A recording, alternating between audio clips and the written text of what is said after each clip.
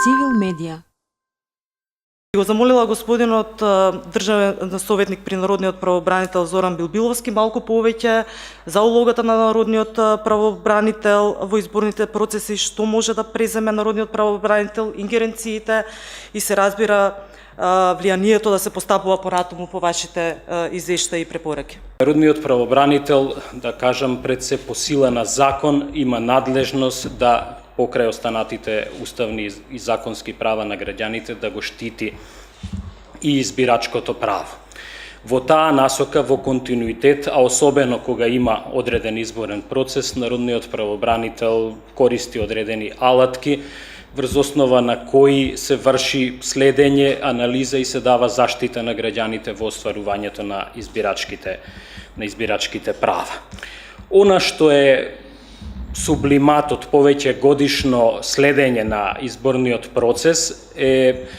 и одредени констатации кои што се произлезени од таквата состојба. Народниот правобранител во континуитет ги користел сите своји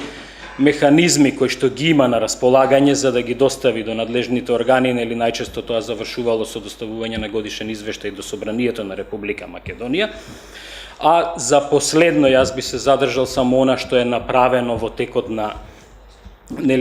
оваа година. Тоа беше доставување на еден посебен извештај за остварувањето и заштитата на избирачкото право, кој што е произлезен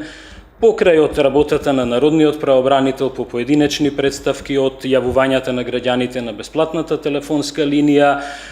потом има од промоцијата на избирачкото право, од воспоставена соработка со повеќе здруженија на граѓани кои што работат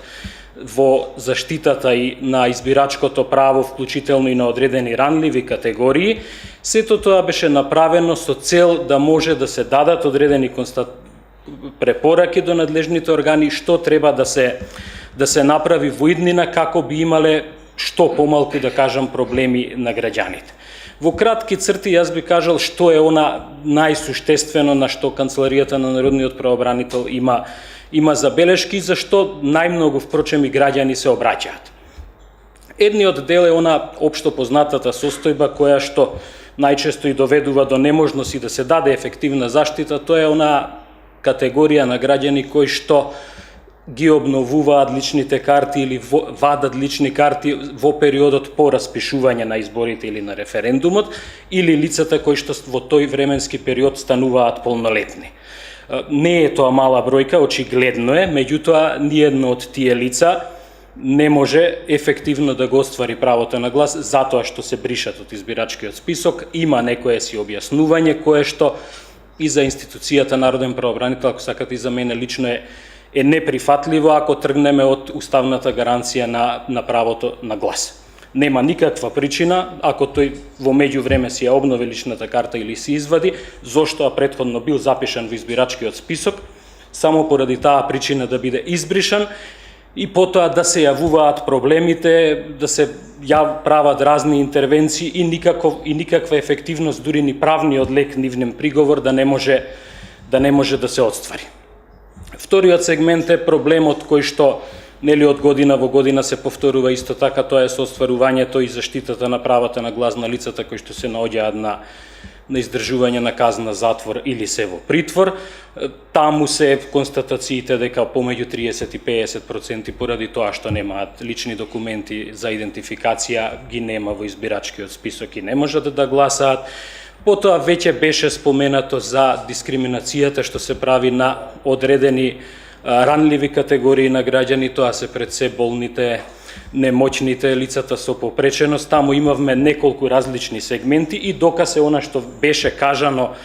од председателот на Државната изборна комисија, дека доколку се сака, не е проблем само законската регулатива, туку некогаш може и да постои добрата волја нешто да се имплементира. Добро е што како пилот проект сега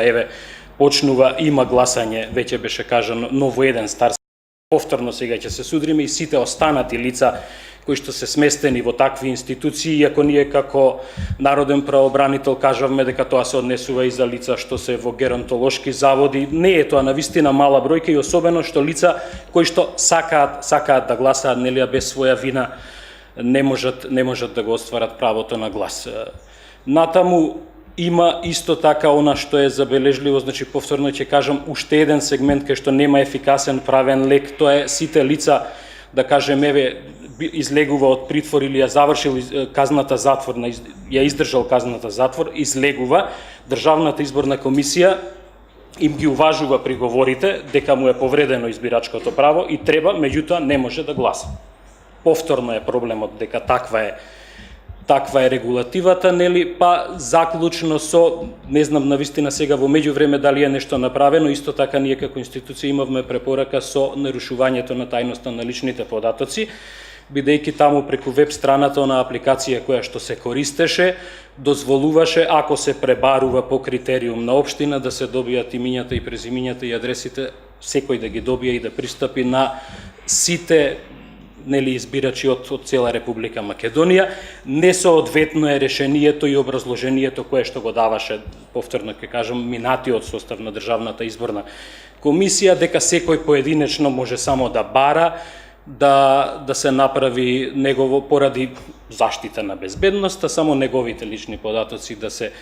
да се изменат. Значи, тоа се оние неколку поголеми и покрупни работи на кои што треба да се работи заеднички и повторно еве и овој и вакви слични собири претпоставувам дека ќе дадат допринос нешто да се направи, инаку она ќе заклучам со ефектот од повратниот извештај од даденото, нели, сите препораки на наредниот правобранител е дека ќе се има во предвид при престојните измени на изборниот законник, меѓутоа беше веќе и кажано 30 се измени направени. Предпоставувам дека да се надеваме дека сето тоа ќе се реши, па барем малку ќе се надмине на сите оние лица, инаку јас повторно ќе кажам, еве и сведоци бевме на референдумот, од стотината јавувања кои што беа во канцеларијата на Народниот правобранител, скоро сите лица ние извршивме и дополнителна проверка, значи сите беа тоа лица кои што извадиле лични карти во периодот помеѓу распишување на референдумот и заклучувањето на избирачкиот список, и повторно нема што да им се каже, иако за мене е неприфатлив начинот по кој што тие се отстранети од избирачкиот список. Благодарам за одвоеното време и простор да се обратам и останувам на располагање за одредени појаснувања и прашања. Во секој случај имаме проблем со избирачкиот список, независно од тоа, од ставот, да речеме, на Државната изборна комисија. Во интерес на граѓанките и граѓаните, нашата борба е слична и конференцијата всушност е дел од проектот Граѓанките и граѓаните за слободно општество, поддржана од Министерството за надворешни работи на Сојузна Република Германија. Ви благодарам многу. Цивил медија.